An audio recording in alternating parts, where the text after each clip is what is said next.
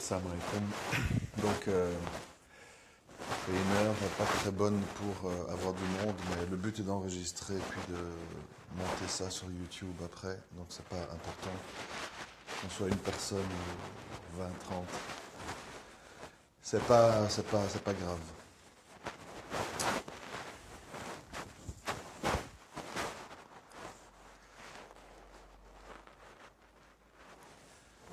Donc voilà, il y a eu une petite pause dans les audios parce que j'étais occupé et puis je n'étais pas inspiré par ce que je pouvais lire ou entendre.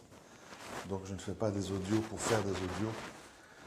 C'est quand il y a des choses à dire et je ne peux pas fonctionner sur demande, parce qu'il y a eu des messages. Alors, les audios, qu'est-ce qui se passe? Oui, il y a des audios quand il y a des choses à dire, sinon il n'y a pas d'audio, c'est normal.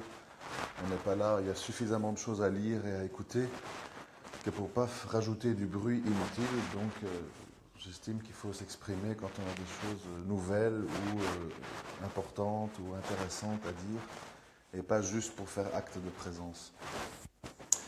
Bon, on va commencer tout de suite. Assalamu alaikum wa rahmatullah wa barakatuh. Paix sur ceux qui suivent la guidée. Paix et bénédiction sur le prophète sallallahu alayhi wa sallam, sur ses compagnons, ses amis, sa famille, ainsi que sur tous ceux qui le suivront de bonne foi jusqu'au jour du jugement. Alors, comme toujours, je lis, je regarde des documentaires, je réfléchis, je pense, j'essaye de comprendre les questionnements des gens, les questionnements que je me fais à moi-même, etc. Et je me suis attardé en allant au-delà des apparences, sur les raisons fondamentales et profondes qui font que on a eu des gens...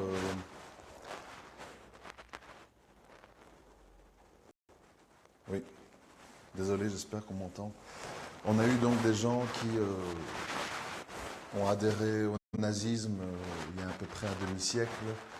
Et maintenant, ce mouvement qu'on a connu en Syrie, Daoula Islamia, appelé Daesh ou ISIS, etc.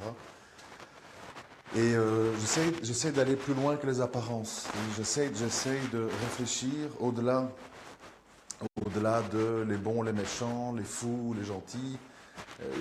J'essaie de creuser plus profondément pour essayer quand même d'arriver à une conclusion plus intéressante que ça, parce que je pense que c'est faux, et je pense que c'est de la paresse intellectuelle que de classer les gens dans des cases comme ça, évidentes, parce que l'humain est plus complexe, et souvent la vérité, quand elle est amère, on préfère l'exposer d'une façon sympathique et facilement consommable, comme on dit.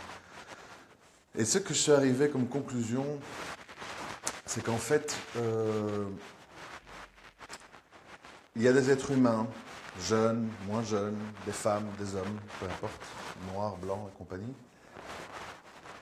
qui acceptent de se soumettre à la médiocrité et d'autres qui n'acceptent pas.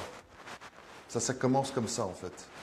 Pourquoi ça commence comme ça? Parce que quand on accepte de se soumettre à la médiocrité, on accepte le rôle qu'on nous assigne. En l'occurrence, dans l'époque actuelle, on est donc assigné à être des consommateurs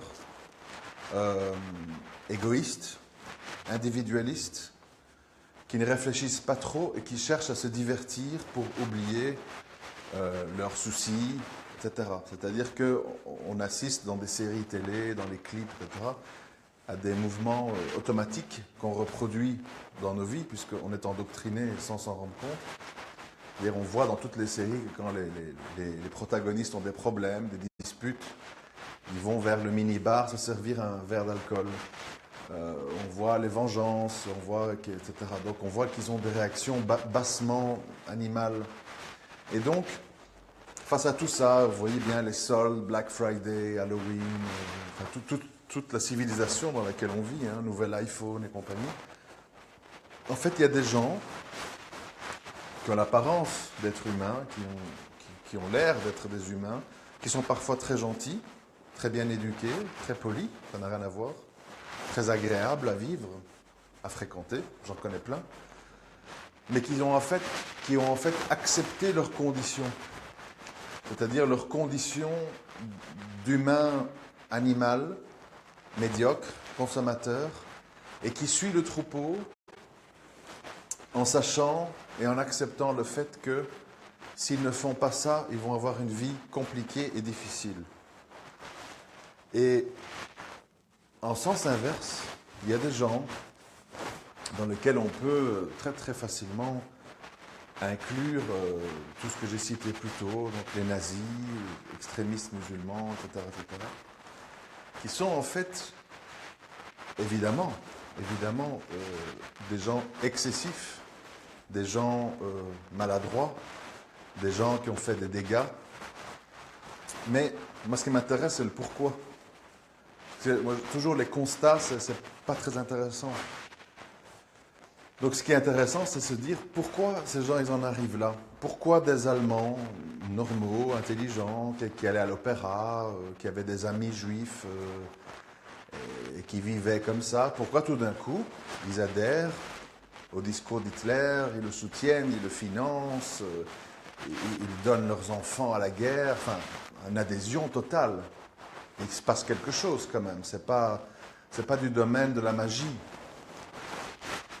Et quand on voit beaucoup de documentaires, beaucoup d'interviews, comme j'ai pu le faire, pour essayer de comprendre la nature humaine, on comprend en fait qu'à la base, et cet exemple du nazisme peut être pris pour les exemples de djihadisme et compagnie, c'est la même chose. On comprend en fait que ce sont des gens qui à la base ont refusé la médiocrité, ont refusé d'obéir à cette espèce de main invisible qui est là depuis très longtemps, hein, qui nous dit en fait tu peux pas, c'est permis, c'est pas permis, c'est comme ça et pas autrement, c'est dans l'ordre des choses et tu ne dois pas critiquer, tu ne dois pas réfléchir. Mine de rien, à notre époque, on ne s'en rend pas compte, parce que, enfin surtout les plus jeunes ne s'en rendent pas compte, mais ceux qui ont vécu dans les années 80 jusqu'à aujourd'hui s'en rendent compte. Donc je parle quand même des gens qui ont entre 35 et 45 ans minimum. En fait, il y a une lente et constante glissade en Occident, soi-disant, droit de l'homme, liberté d'expression, droit à la critique, droit au blasphème, enfin tout ce qu'on entend. Et il y a une glissade en fait qui vise à dire, il y a toute une série de sujets qui ne se discutent plus, il y a toute une série de sujets qui sont tabous, il y a toute une série de sujets qui sont maintenant des faits établis, un dogme en fait, une espèce de dogme invisible. Il y a un dogme, le dogme du marché, le dogme du progrès, le dogme du modernisme. Et en fait, on te dit maintenant, surtout aux musulmans, hein, puisque c'est un peu le sujet du moment, on dit, eh bien, pour que les choses se passent bien, et pour que vous ne soyez pas menacés d'expulsion, d'emprisonnement, de suspicion, de radicalisme, etc., vous pouvez garder votre religion. Ici, c'est une terre de liberté, vous pouvez être bouddhiste, hindouiste, sikh, musulman, etc. Mais vous devez accepter de rejoindre le dogme de la main invisible et rejoindre le troupeau des médiocres qui acceptent tout ça. Et si vous réfléchissez à travers des vidéos, à travers des audios, à travers des livres, à travers des conférences, à travers des ONG ou que sais-je, et que vos analyses, vos pensées, vos idées, vos idéaux, vos aspirations, vos conclusions sont pas complètement en adéquation avec le dogme de la main invisible, eh bien pour nous, vous êtes suspect, vous êtes dérangeant, vous êtes inquiétant, parce que nous sommes dans une société qui est de plus en plus peureuse, on a peur de tout. Enfin, on a peur de tout, sauf des choses très graves. Hein. J'en ai déjà parlé dans les audios précédents, dans le passé, c'est-à-dire que les gens sont dans l'irrationalité parce qu'ils sont médiatisés. C'est-à-dire que leur cerveau n'est plus gouverné par la logique et par les réflexions personnelles. Le cerveau est gouverné par ce qu'on y a mis dedans par les médias. Et donc les gens ont beaucoup moins peur des particules fines dans les villes qui sont occupées à tous les tuer à petit feu, et la malbouffe et compagnie, enfin la liste est longue, hein, l'alcool, etc., plutôt que par le terrorisme qui, finalement, au bout du compte, quand on fait le bilan, je l'ai déjà dit, ce sont une série, en Europe en tout cas, c'est une série de 4, 5, 6 faits divers, dont les 3/4 sont le fait de déséquilibrer, qui étaient vaguement, de manière très éloignée liés à l'islam. Et ça a suffi à créer un climat où, en fait, dans l'esprit des gens, la seule et unique menace inquiétante est celle-là. Et tout le reste, ah bah oui, eh ben c'est comme ça, hein, notre voiture, on en a besoin. L'alcool, hein, c'est une culture chez nous. Hein, un Noël, un Nouvel An, un anniversaire sans alcool, c'est pas une vraie fête. Ah bah oui, 50 000 morts, bah c'est dommage. Hein, voilà. C'est-à-dire que quand on parle de médiocrité, quand on parle de décadence, c'est quand l'humain se met à aimer, à détester et à avoir peur de choses qui ne sont pas rationnelles. Je me rappelle, c'est un fait quand même qui m'avait fortement marqué. C'est un exemple, hein, parmi tant d'autres. Un jour, pendant mon procès, je parlais avec un gardien et je dis oui, je suis dans tel dossier, etc. Et il me dit, ah oui, le dossier avec ce prédicateur de rue, là, Jean-Louis, machin, je dis oui. Il dit, ah, j'espère qu'ils vont le coffrer à vie, salaud, traître. Enfin, vraiment, il était très agressif envers Jean-Louis. Et je me dis, tiens, je dis, en fait, c'est quoi qui vous a fortement, enfin, c'est quoi qui vous blesse aussi fortement? Vous semblez avoir beaucoup d'animosité. Vous êtes concerné? Quelqu'un dans votre famille a été influencé par lui? Qu'est-ce qui s'est passé? Je m'attendais à ce qu'ils me disent, ouais, les jeunes, la Syrie, le terrorisme. Je m'attendais à ce qu'ils me disent un truc comme ça. Et puis, voilà qu'il me dit, non, je ne lui pardonnerai jamais qu'il a osé critiquer et remettre en doute le Saint-Nicolas, Père Noël, etc. Les bras m'en sont tombés. Ça veut dire en fait que cette personne, parmi d'autres, hein, parce qu'elle représente d'autres gens, cette personne en fait, ce qui l'a fortement perturbé, c'est que un compatriote, puisque on parle ici d'un Belge aux yeux bleus, hein, qui est devenu musulman, bon, ben ça pouvait être un témoin de Jéhovah, hein, parce que les témoins de Jéhovah sont contre les fêtes de Noël et toutes ces histoires-là. Ben, c'est le fait qu'il ait dit que le Père Noël était une imposture, qu'en fait les cadeaux, ça venait d'Allah à travers les parents, etc., etc. Et donc le fait qu'il ait touché à un mythe médiocre, un mythe de mensonge pur, avéré, donc je veux dire, c'est pas qu'il y a un doute, vous voyez, on peut encore dire, oui, des gens sont incroyants parce qu'ils n'ont pas vu Dieu, donc ils en doutent, ils ne sont pas sûrs que ça existe, ça c'est encore autre chose. Ici, dans le cas de Père Noël, tout le monde sait que c'est une invention, et tout le monde sait que c'est des déguisements, et tout le monde sait qu'on ment aux enfants. C'est avéré, c'est clair et net. Eh bien, en fait, quand on est dans une pensée médiocre, quand on est dans une vie médiocre, on s'attache en fait à ce que cette société nous a rendu importants. Idem aussi avec le travail, vous voyez, c'est-à-dire que tout le monde sait, c'est de notoriété publique, que les multinationales gagnent des milliards, redistribuent des milliards en dividendes à leurs actionnaires, qui sont des gens qui jouent au golf à Saint-Martin ou aux îles Caïmans pendant que des petites gens font tourner une société qui leur assure des revenus sans rien faire. Parce qu'ils avaient de l'argent à placer en bourse et que donc ils ont des dividendes tous les ans, des intérêts, basés sur le travail des petites gens. Alors ces petites gens consacrent 10 heures par jour de leur vie pour aller sur leur lieu de travail et y travailler, pour gagner en net 1300, 1400, 1500, 1600 euros par mois, genre. Donc, clairement, d'un point de vue mathématique, ce sont des gens exploités, ce sont des gens manipulés, ce sont des gens qui sont pris dans un circuit d'esclavage moderne, qu'ils le savent, Mais comme tous les esclaves qui ont une mentalité d'esclave, ils défendent l'idée qu'il faut mériter son esclavage. Je peux donner un exemple pour expliquer ça. C'est comme si vous avez deux esclaves noirs à l'époque en Amérique du Nord, et tous les deux ont été pris en Afrique, mis dans les bateaux, vendus au port de la Nouvelle-Orléans, etc. Et qu'ils arrivent tous les deux chez le même fermier blanc qui les fait travailler dans les champs de coton, etc., qui les fouette, qui les trucs, qui violent leurs femmes, enfin bref. Et puis, il y en a un des deux qui est un peu rebelle et qui dit moi, la moitié du coton que je prends, je me le mets dans les poches et je vais aller le revendre au noir pour gagner un peu d'argent parce que j'en ai marre de me faire exploiter, on ne gagne rien, etc., etc. Et vous avez l'autre esclave qui voit ça, qui dit hé là, hé là, hé là, attention, hein, on est logé, blanchi, nourri ici, hein. T'as pas honte de voler du coton là tu ne mérites pas, hein. Il faut être honnête ici, hein. Allez, c'est notre honneur de travailler honnêtement ici, hein.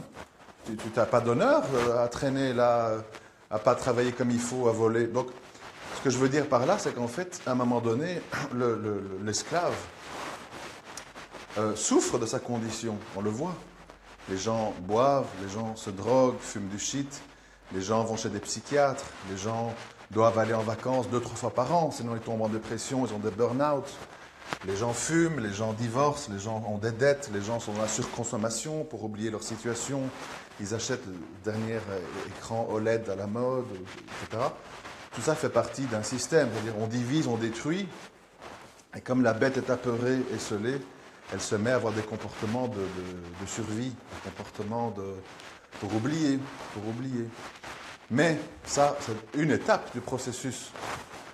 La deuxième étape, la plus incroyable pour moi, depuis toujours, que j'ai jamais compris, c'est qu'en plus de souffrir et en plus d'être exploités, ces gens deviennent des défenseurs du système, puisque quand quelqu'un dans leur famille ou dans leur entourage est aux assédiques ou au chômage ou travaille au noir, ces gens sont très critiques. On l'entend dans les émissions à la télé.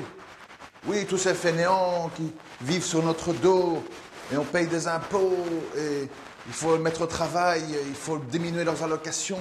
Donc, ça veut dire qu'il y a la rage de l'esclave de dire ces gens qui sont un peu plus fut-fut que moi, en fait, qui arrivent un peu à slalomer dans le système, ça m'est impossible à accepter. Ils doivent rejoindre de gré ou de force le rang des esclaves. Et il faut allonger les durées du temps de travail pour prendre sa pension plus tard, parce que nous devons tous aller jusqu'à la mort, et mourir sur notre lieu de travail à 70, 75 ans. C'est-à-dire que l'exploitation, le stress, devient une source d'honneur et de référence. Et donc, moi, ce qui me fascine, en fait, il y a deux choses. Il y a un point, une catégorie d'êtres humains qui me fascine dans le mauvais sens du terme, et il y a une catégorie d'êtres humains qui m'attriste, même si c'est pour des bonnes causes, des bons idéaux. Et c'est pour ça que les personnes du juste milieu souffrent énormément dans ce monde, énormément. Parce que pourquoi? Il faut bien comprendre, c'est très important ce que je vais vous dire. S'il vous plaît, soyez attentifs parce que ça va vraiment vous aider à mieux comprendre ce qui nous arrive et pourquoi. C'est quoi l'histoire de Rorabar des étrangers? Vraiment, je pense que c'est ça, être un étranger. C'est parce que d'un côté, vous avez tous les esclaves. Hein? Et la liste, elle est trop longue pour vous les citer. C'est-à-dire tous les gens qui ont baissé les bras. Tous les gens qui ont décidé de s'arrêter de penser, de s'arrêter de critiquer parce qu'ils ont peur, parce qu'ils veulent vivre en paix, parce qu'ils veulent être comme tout le monde. Donc je vise qui? Je vise tout le monde. Je vise les imams de vos mosquées, vos parents, vos voisins, vos frères et sœurs. Donc, des gens qui ont baissé les bras. Des gens qui ont rejoint la grande matrice et qui disent « hors de la matrice, point de salut ». Donc, il faut faire riba, il faut accepter un métier d'esclave, etc., etc. Sinon, tu deviens un marginal, sinon, tu souffres, sinon, tu es déshonoré, sinon. Bon. Ça, c'est une catégorie des gens qui est largement majoritaire dans tous les coins du monde. Et puis, il y a l'autre catégorie, la catégorie des gens qui se révoltent. Il y a des gens qui disent « je refuse d'être traité de la sorte ». Et ces gens, vous les connaissez tous, ils sont présents dans tous les milieux, on en parle souvent dans les audios. C'est, je ne dis pas que ce sont des véridiques, hein, je dis que ce sont des gens qui, d'une certaine manière, essayent de refuser l'ordre établi. Donc, ben voilà, c'est tous les gens qu'on montre un peu comme des bêtes rares, ou dont on parle comme des bêtes rares. Soral, Dieudonné, Zemmour, Onfray, sur certains points de vue, enfin toute une série d'auteurs, de penseurs, peu importe d'où qu'ils viennent en fait, hein, des gens un petit peu critiques, un petit peu en sens inverse, un petit peu qui donnent un autre son de cloche par rapport à la femme, par rapport à l'immigration, par rapport à l'avenir du monde, la modernité, le mondialisme, etc. Et alors ces gens-là, malheureusement, bien souvent, par impatience, je pense, par, comment on appelle ça, par excès de blessures, excès d'humiliation, excès d'incompréhension dans leur famille, dans la société, etc., en viennent à choisir des solutions, entre guillemets, radicales. Et dans mon vocabulaire à moi, radical, c'est quand on devient injuste. Dans mon vocabulaire à moi, quand on dit radical, ça veut dire injuste. Et tout le jeu, puisqu'on dit que nous les musulmans sommes ici pour passer un examen, c'est ce que je pense aussi. Tout le jeu pour nous, c'est quoi? C'est en fait de refuser d'être un esclave, sans devenir un injuste, sans devenir un médiocre, sans devenir un anarchiste qui détruit mais ne construit pas. Et c'est ça, être un étranger, et c'est ça qui est difficile. Ici, donc, nous sommes pris en tenaille, nous sommes pris des deux côtés, par des gens qui nous tirent une manche vers « Allez, viens, prends un boulot, ramène une fille du bled, fais pas d'histoire ».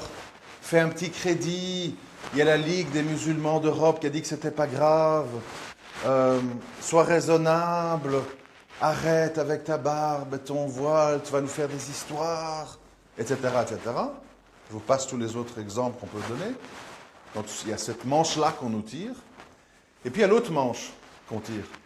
C'est foutu, tous les koufars, ils nous détestent, on va finir dans des grands camps de concentration, il n'y a plus d'issue, c'est la fin, il faut absolument faire quelque chose, il faut passer à l'action, de toute façon, la vraie vie, c'est dans l'au-delà, Dunya, il n'y a rien, etc., etc. Et là, on tombe dans terrorisme, injustice, action violente, etc. Et à un moment donné, c'est pas facile, mais le musulman instruit, éveillé, qui comprend les dangers, tous les dangers du laxisme et de l'extrémisme, doit emprunter la voie de la sagesse, la voie de désaveu, ce que j'appelle le désaveu pacifique. Pourquoi pacifique? Parce que souvent j'en ai parlé. Pourquoi pacifique? Parce qu'il faut être lâche, parce qu'il faut être peureux, parce que la violence et le sang, c'est pas beau. C'est pas pour ça que moi je dis pacifique. Je dis pacifique parce qu'à un moment donné, il faut voir la réalité en face. La réalité, c'est que les musulmans, et moi quand je parle de musulmans, je ne parle pas de, comment on dit en arabe, donc il y a le musulman, le soumis, et il y a le mu'min, le croyant. Et il faut bien comprendre que les musulmans, il y en a beaucoup. Oui, la ilaha illallah, oui, tout à fait, Mohammed Rasulullah, je suis d'accord, oui, le Coran, mais bon, faut faire ijtihad, ça dépend. Mais bon, Allah, il existe, hein. Oui, je dis qu'Allah, il existe, et puis voilà, et puis le reste, bon, ben, poubelle, quoi, sunna, hadith, des aveux, oui, non, ça c'est des problèmes, non. Mais Allah, il existe. Donc, musulmans, il y en a beaucoup. Je vais le vendredi à machin, je vais à Tarawih, je bouffe du mouton, et quand j'ai 5000 boules, je vais au Hajj. Voilà. Les musulmans, il y en a beaucoup. Mais les mu'min, les croyants, sans parler de ceux qui arrivent au stade ihsan, la sagesse, ça c'est une autre affaire. Et donc il faut bien comprendre que quand on dit il y a 1,5 milliard de musulmans, oui, musulmans, mais combien est-ce qu'il y a de croyants et de gens dans les ihsan? Ça, c'est pas beaucoup. Ça, c'est pas beaucoup. Parce que c'est un chemin difficile qui demande de réfléchir, qui demande de, chaque fois qu'on va faire quelque chose, une action, oui, mais quel est le bon et le mal là-dedans? Est-ce qu'il y a trop de doutes que pour m'y aventurer? Est-ce que c'est une action qui serait validée par Allah et son messager? Et donc, c'est-à-dire quelqu'un, comme on dit, quand on dit c'est quoi l'ihsan, c'est quelqu'un qui, du matin au soir, dès qu'elle a les yeux ouverts, a la conscience continuelle qu'Allah le regarde même si lui, il ne le voit pas. C'est ça l'ihsan. Donc on ne parle pas des gens, oh là là, il y a le père à Mustapha en face, il faut que je fasse attention. Ah, il y a les copains salafis, je vais vite relever mon pantalon, sinon ils vont dire que truc. Ça, c'est pas ihsan, ça c'est Archouma, les gens, etc. Ihsan, c'est quelqu'un qui fait les choses toujours en se disant, est-ce que c'est quelque chose qui, islamiquement, seul, quand je suis tout seul avec Allah, est-ce que j'ai honte de ça? Est-ce que je me corrige? Donc c'est quelqu'un qui est continuellement dans le contrôle de ses faits et gestes. Ça ne veut pas dire être paralysé, hein. Ça veut dire faire des choix. Faire des choix.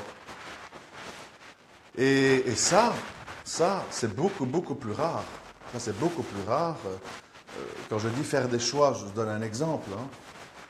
Parmi les gens qui ont 4-5 enfants, donc qui ont des allocations, etc., combien font le choix de mettre leur enfant à l'école publique gratuite et avec l'argent construire un 3e étage à la maison au bled ou d'économiser pour amener 6 personnes au Hajj, 30 000 euros ou pour payer les grosses fiestas des filles qu'il faut marier avec DJ Keops et compagnie. Et qui consacre cette somme en disant moi, le plus beau cadeau, le plus beau héritage que je peux laisser à mes enfants, c'est une bonne éducation dans les sciences profanes et dans les sciences religieuses. Donc, un enfant qui est comme je l'ai dit dans d'autres audios, qui est dans des écoles de type Steiner, Montessori et compagnie, qui coûtent très cher, et qui a des cours de Coran, de hadith, de tajwid, de je ne sais pas quoi. Vous allez voir que dans la balance, il y a beaucoup, beaucoup plus de gens qui se disent musulmans, qui mettent les enfants dans des écoles poubelles, et on se retrouve avec des gremlins, soi-disant musulmans, et avec l'argent, qui font des choses pas intéressantes, quoi. Acheter des téléboutiques, machin, construire une maison au bled, donner un acompte pour une maison à riba, ou que sais-je. Hein, acheter une Mercedes pour faire du Uber, enfin bon, bref. Donc, c'est ça le problème quand j'ai dit des choix.